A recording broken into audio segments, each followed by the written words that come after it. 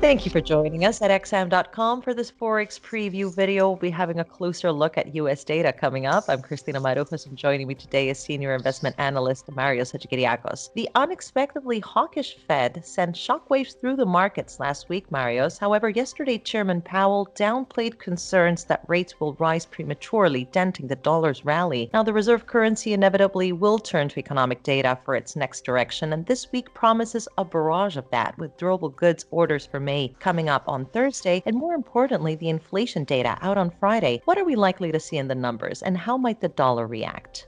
Hello, Christina. Well, considering what the Fed has told us that they are moving closer to policy normalization, I think that every single data point counts moving forward. So right now, it seems that if the data continue to recover, we're going to get the first major signal for tapering bond purchases in August, and then the Fed might announce formally at its September meeting that the tapering process will begin around year end. Like I said, everything depends on economic data, so what we get moving forward is going to be crucial. The inflation data this week will be the most important ones. However, I don't think we're going to get any huge market reaction because we've already seen the CPI inflation data for this month. It was a sizzling hot print, but the markets already know that inflation accelerated in May. So not a huge surprise, but overall, I would argue that if anything, we might see the dollar gain a little bit from this data if they confirm this narrative that we are steadily heading towards policy normalization.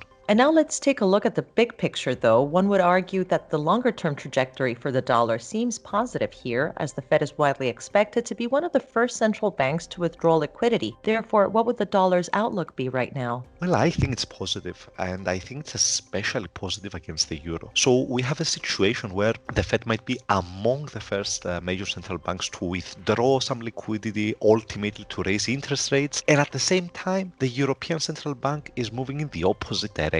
So the latest reports suggest that the ECB might raise its inflation target a little bit. Now that would imply that it's going to keep policy loose for a longer period of time. So in September, we might simultaneously get an announcement that the Fed is moving away from cheap money while the ECB commits to negative interest rates for a longer period of time. And that's a classic recipe of monetary policy divergence, and I think that it argues for a lower euro dollar from here. Now, the catch is, I don't think the markets are going to wait until the announcements. I think that this narrative is going to be priced in over the summer as new information rolls in, ergo why economic data matter so much. Now, what's the key risk to this view? It would be a string of weak US data, especially employment numbers. If we get a couple of disappointing jobs reports, for example, then this narrative could come under heavy fire and the Fed could delay its normalization plans. However, I think that's a low probability scenario considering how much money and how much spending the US government has thrown at the problem.